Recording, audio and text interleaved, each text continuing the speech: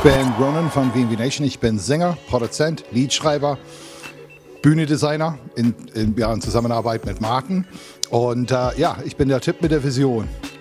Nach den Shows auf dieser Tour ging das Publikum nach Hause und sagte, wow, die haben extra gesagt, es war nicht eine Lichtshow mit Band, sondern war richtig choreografiert, dass die Band können in Stellen stehen. Man sieht das bei den großen Shows, halt Taylor Swift und so weiter. Also die choreografieren alles. Das wollte ich ein Stück davon, also unsere kleine Version davon machen, dass ich in einem Punkt stehe, weil ein Lichteffekt durchkommt, weil das Publikum reagiert darauf. In der Vergangenheit hatten wir Lichttechniker ohne Rhythmus gehabt. Und ich wollte, ich brauche einen Blitz oder irgendwas, was das Publikum zeigt, es wechselt was oder es spielt im Rhythmus. Und ich muss das selber programmieren. So, ich habe das mit Final Cut am Anfang, also eine alte Version Final Cut aus 2005 zusammengebaut. Und mit Rear Projection ging das, 3 Leinwände. Und es hat richtig gut funktioniert. Aber ich habe das nur gemacht, weil ich einen Zusatz, Lightshow, das im Rhythmus läuft. Ich schaue immer nach ein Thema.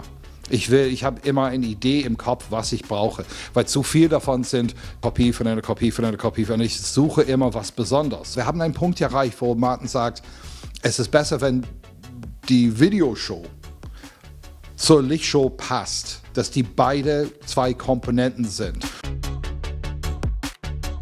Ronan ist ein sehr visuell denkender Mensch, der mir auch erzählt hat, dass er teilweise schon im Songwriting-Prozess an visuelle Umsetzung denkt. Und dementsprechend ist da natürlich ein sehr großer Austausch, weil Ronan auch selber den Videocontent macht. Gestartet haben wir mit der Anordnung der Videowände. Da war relativ schnell klar, dass wir 4 Wände haben wollen, die wir tiefenmäßig staffeln können, weil wir mit dieser Tour sehr extrem springen von Größen. Also wir waren in 300er Clubs und sind in 8000er Hallen gewesen.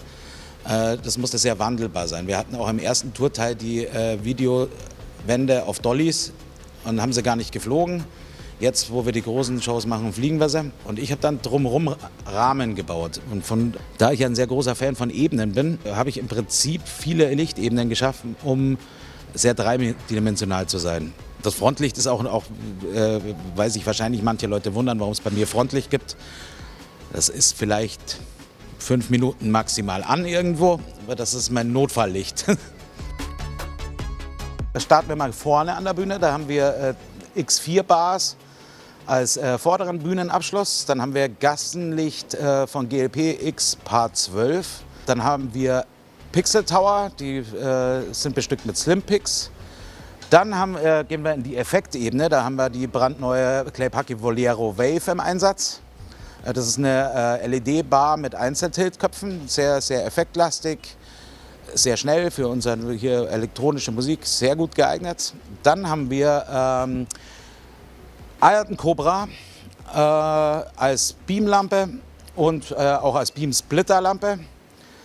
Als Arbeitspferd auf der Bühne und farbgebend haben wir Mac Viper RFX. Und örtlich bestellen wir uns immer noch Viper oder vergleichbare Spots für Front- und Backthrust dazu. Hi, ich bin der Chris. Ich bin für TTA Claire hier und betreue die LED-Wände auf der Tour. Also hier hängt Polaris XL von Epson, hat einen 4,8er Pixel Pitch, Black SMD. Die Wände sind alle gleich groß, die sind 4 Panels breit und 3 Panels hoch. Ja, genau, und auf so einer Platte sind in der Breite 104 und in der Höhe 208 Pixel. Ich bekomme Signal von einem Signalgeber, in dem Fall sind das 2 MacBooks. Das kommt über eine Glasfaserstrecke und HDMI bei mir im Rack an, in der Vio 4K. von Analogway, wird da gescaled, damit es auf so eine LED-Wand dann auch passt. Ne? Geht dann raus auf eine Matrix, eine HDMI-Matrix, wird da verteilt auf die beiden 4K-Controller von Novastar, ein Main- und ein Backup-Controller, falls mal ein Signal abschmiert oder ein Kabeldefekt ist in der Wand. Und geht von da aus über CAT oder Ethercon dann an die LED-Wand. Bei den Voleros ist es so, dass ich habe ein Video gesehen von der LDI, wo Clay Puckett die präsentiert hat und dachte mir tatsächlich, oh ja, Alter, jetzt haben wir die VNV Nation Lampe gefunden, weil ich habe jetzt 10 hier aktiv und durch diese Einzeltiltköpfe habe ich hier eigentlich 80 Moving Lights gebaut. Das ist sicher eine Effektlampe, die sich, glaube ich, schnell absieht, aber für die Produktion hier jetzt mal genau die richtige, weil es halt so ein Eyecatcher ist.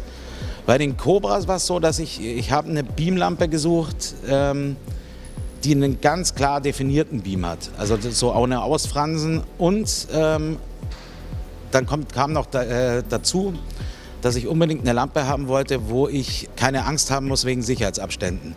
Und die Cobras haben eine Sicherheitsschaltung, in welchem Abstand irgendwas hängt. Und da geht es ja einerseits um Augenschäden, weil wir hier schon teilweise ins Publikum fahren, wenn auch nur sehr schnell. Und das Zweite ist natürlich Brandgefahr.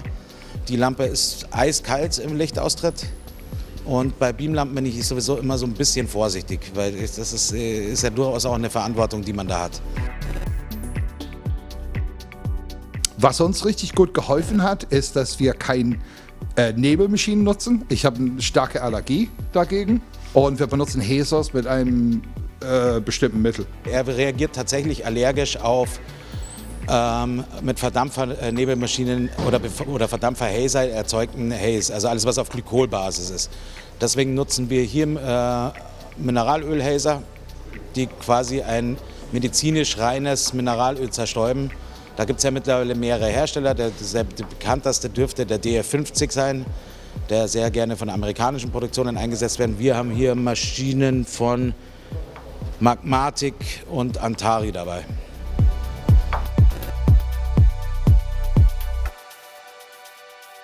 Es ist flexibler, aber man ist auch involviert. Man spielt eine Maschine wie ein Instrument im Laufe der Show. Also manche Leute wollen alles so automatisieren, aber ich glaube, wir vergessen, wo die Methoden hergekommen sind. Von Menschen. Also die haben das selber gemacht, kontrolliert, geführt. Ich glaube, wenn jemand keinen Rhythmus hat, ist es okay. Du kannst es also mit Timecode, kannst das alles vorprogrammieren. Aber bei jeder Bühne ist es immer anders. Man muss die Fixtures woanders hinstellen oder anders beleuchten. Ja, okay, dann gibt es eine manuelle Rolle. Er muss wirklich die Show spielen wie ein Künstler. Er ist ein Maler, Lichtmaler.